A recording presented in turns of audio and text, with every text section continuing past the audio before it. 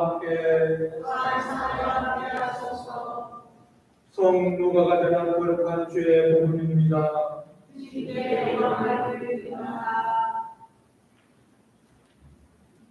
예수께서는 성령의 능력을 가득히 받고 갈릴리아로 돌아가셨다. 예수의 소문은 그곳 모든 지방에 두루 퍼졌다. 예수께서는 여러 회당에서 가르치시며 모든 사람에게 칭찬을 받으셨다. 예수께서는 자기가 자라난 나사렛에 가셔서 안식일이 되자 늘 하시는 대로 회당에 들어가셨다. 그리고 성서를 읽으시려고 일어서서 이사야의 글에 두루마기를 받아들고 이러한 말씀이 적혀 있는 대목을 펴서 읽으셨다. 주님의 성령이 나에게 내리셨다. 주께서 나에게 기름을 부어 가난한 이들에게 복음을 전하게 하셨다. 주께서 나를 보내시어 묶인 사람들에게는 해방을 알려 눈먼 사람을 보게 하고 억눌린 사람에게는 자유를 주며 주님의 은총에 선포하게 하셨다. 예수께서 두루마기를 말아서 시중들던 사람에게 돌려주고 자리에 앉으시다 회당에 모였던 사람들의 눈이 모두 예수께 쏠렸다.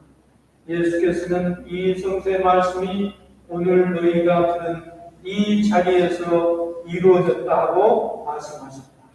이 성서의 말씀이 오늘 너희가 들은 이 자리에서 이루어졌다 하고 말씀하셨다. 이는 주의 복음입니다. 오늘 아침에는 저희가 특별히 이한나 전도사님께서 하와이 교구 소속이거든요. 그래서 이번 3월 달에 교제 서품을 받을 예정인 분이 우리 교구 LA 교구에서 있는 세미나에 컨퍼런스에 참석자로 오셔서 오늘 저희 교회에서 말씀을 전도해 주시기로 했습니다. 이한나 전도사님 말씀을 전도하시는데 많은 분들에 담으시기 바랍니다. 우리 이한나 전도사님 박수 합니다.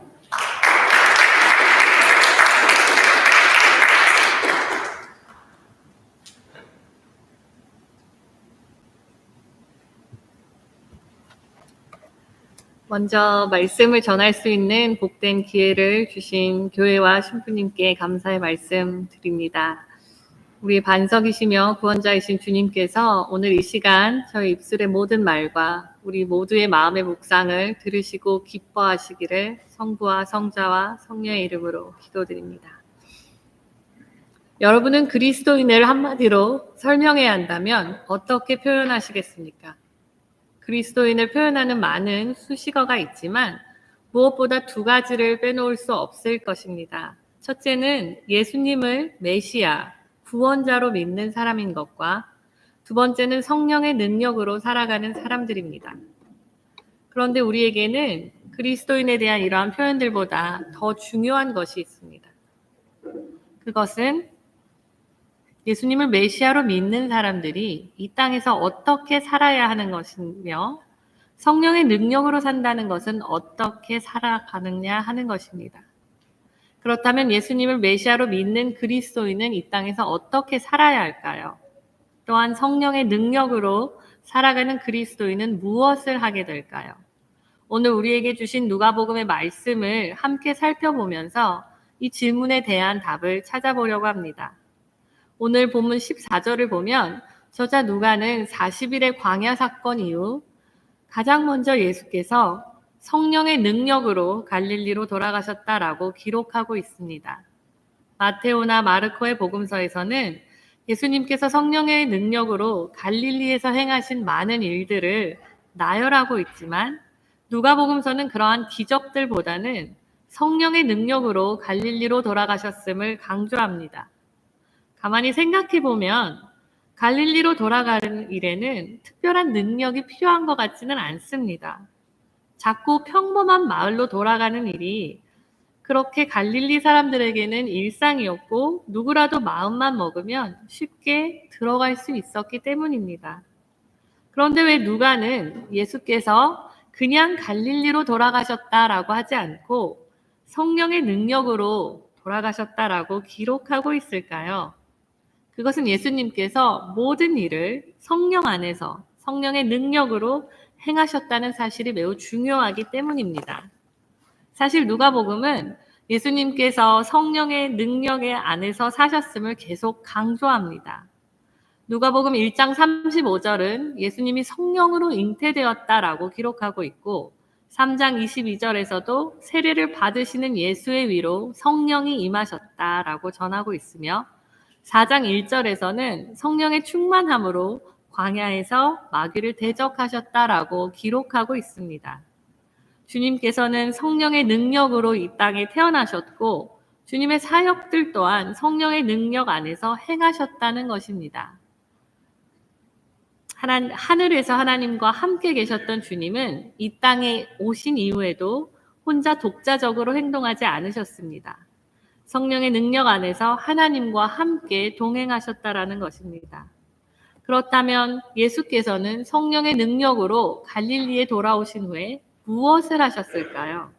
15절을 보면 친히 여러 회당에서 가르치셨는데 그 결과 모든 사람에게 칭찬을 받으셨습니다. 성령의 능력으로 가르치신 그 가르치심이 너무나 탁월하셨기에 사람들은 칭찬한 것입니다. 누가는 성령의 능력으로라는 표현을 통해 예수님의 모든 사역이 성령의 인도하심과 능력으로 이루어졌음을 강조하고자 한 것입니다. 요한복음 14장 16절 말씀에서 예수님은 제자들에게 이렇게 말씀하셨습니다. 내가 아버지께 구하겠으니 그가 또 다른 보혜사를 너희에게 주사 영원토록 너희와 함께 있게 하리니.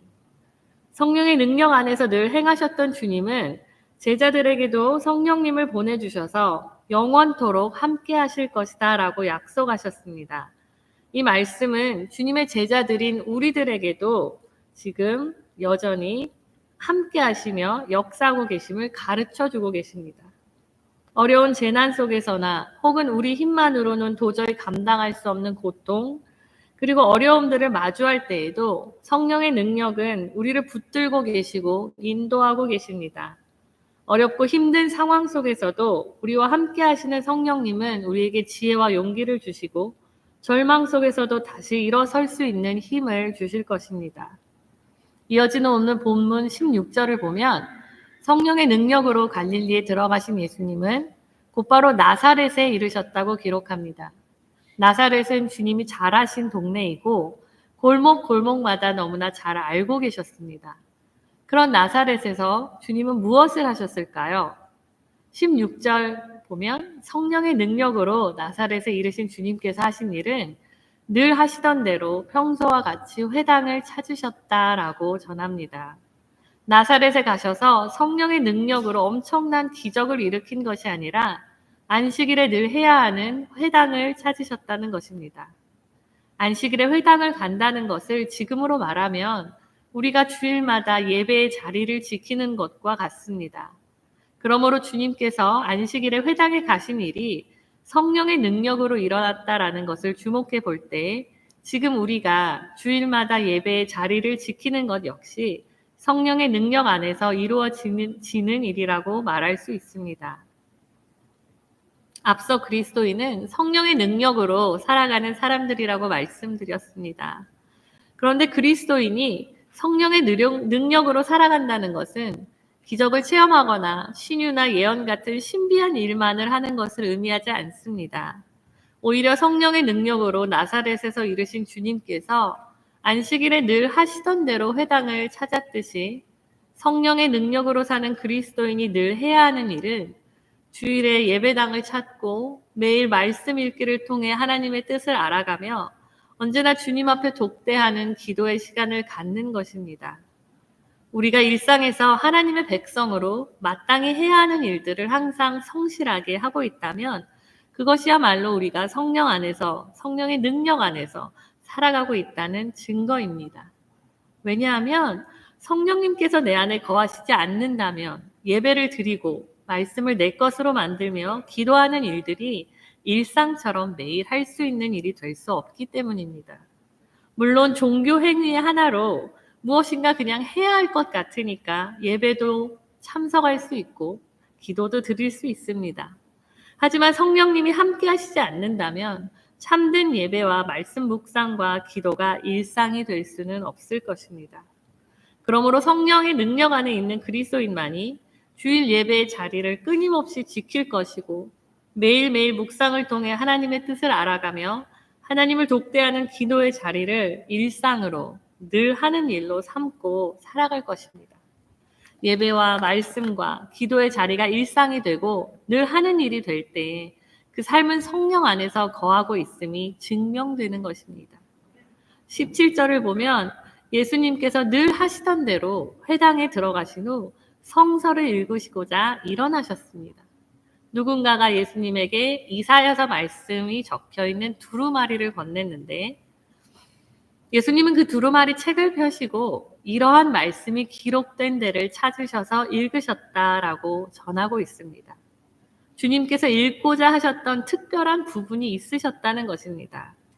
두루마리는 여러분들이 잘 아시듯 우리가 지금 익숙한 성경책처럼 몇 장 몇 절을 쉽게 찾거나 펼 수 있는 책들과는 아주 많이 다른 구조로 만들어져 있습니다. 그럼에도 불구하고 예수님께서 읽고자 하시는 부분을 바로 찾으신 걸 보면 얼마나 이 두루마리의 형태로 된 성서를 자주 읽으셨고 성서에 대해 얼마나 잘 알고 계셨는지 우리는 짐작할 수 있습니다. 예수님께서 친히 찾아 읽으신 말씀은 다음과 같습니다. 주의 영이 내 위에 계시니 이는 주께서 나에게 기름을 부으셔서 가난한 사람들에게 복음을 전하게 하셨기 때문이다. 주께서 나를 보내셔서 포로된 사람들에게 자유를 선포하고 눈먼 사람들에게 다시 보게 함을 선포하고 억눌린 사람들을 풀어주며 주의 은혜의 해를 선포하게 하셨다.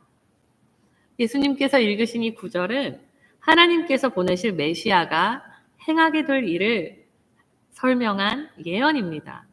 하나님께서 기름을 부어 보내실 메시아, 구원자는 가난한 사람에게 복음을 전하고 포로된 사람들에게 자유를 선포하며 눈먼 자들을 다시 보게 하고 억눌린 사람들을 풀어주며 주의 은혜의 해를 선포하게 하신다라는 것입니다. 예수님께서 메시아에 대한 예언을 읽으시자 회당 안에 예수님 앞에 모여있던 사람들은 모두 예수님을 주목했습니다. 예수님이 도대체 왜 이 부분을 찾아 읽으셨는지 궁금했기 때문입니다. 이사야서의 많은 부분 중에 왜 예수님은 메시아가 행할 일에 대한 예언을 읽으셨을까요? 그 이유가 21절에 기록되어 있습니다. 예수께서는 이 성서의 말씀이 오늘 너희가 들은 이 자리에서 이루어졌다라고 말씀하셨다. 예수님은 자신을 주목하던 사람들에게 놀랍게도 이사야 선지자 예언이 오늘 너희 앞에서 이루어졌다라고 하신 것입니다.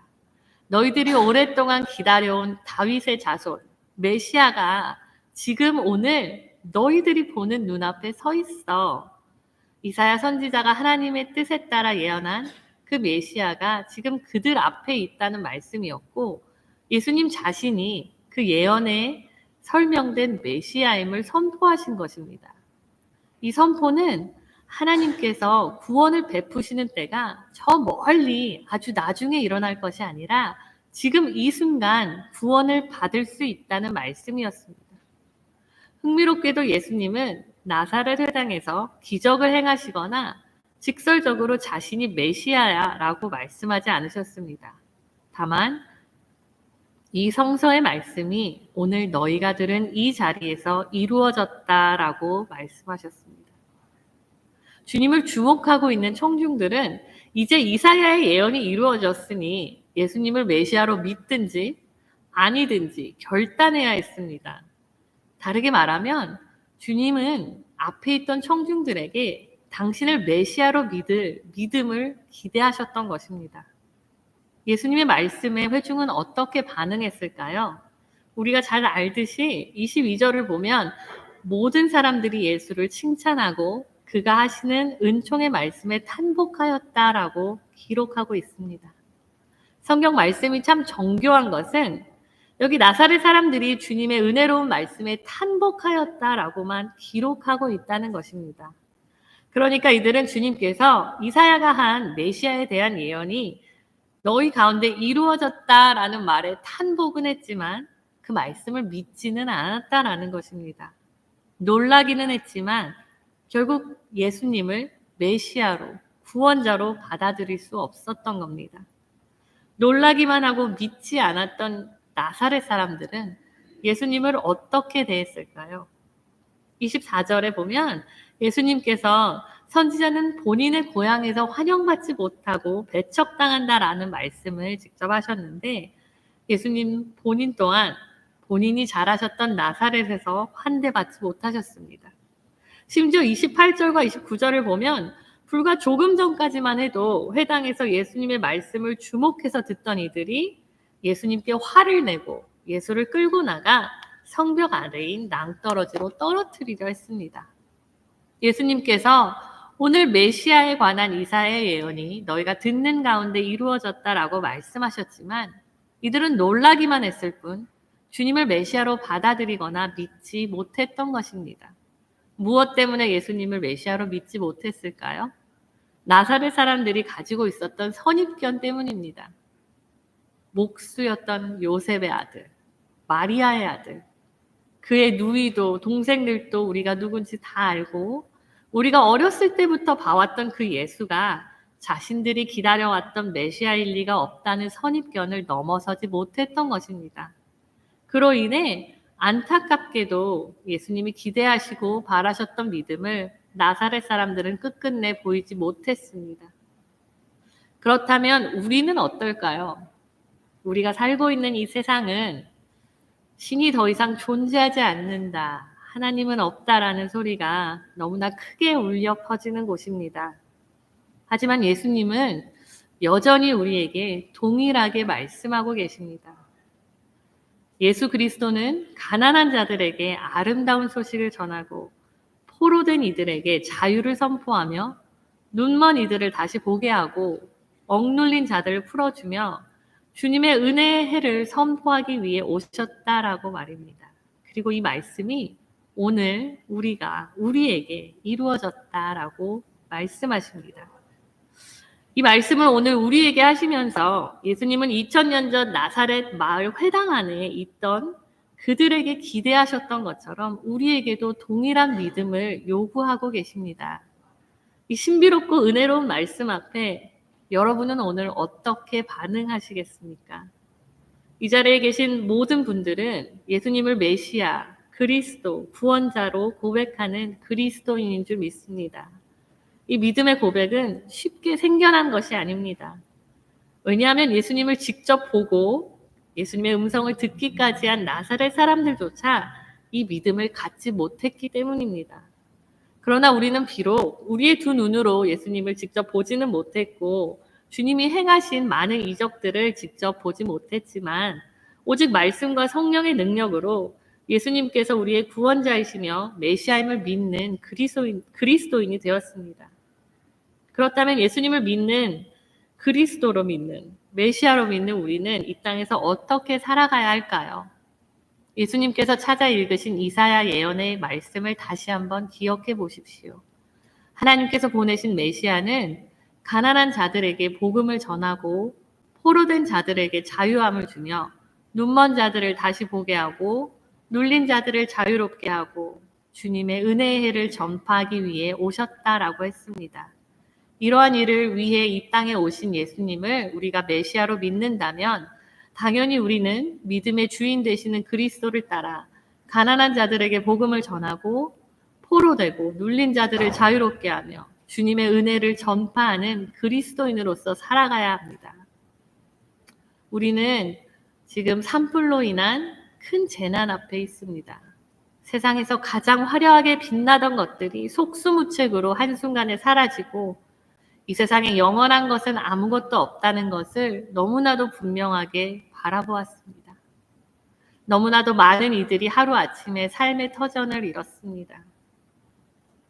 이런 상황에서 그리스도인인 우리는 주님께서 이 땅에 오신 일을 어떻게 실천해야 하는지 고민해야 할 필요가 있습니다.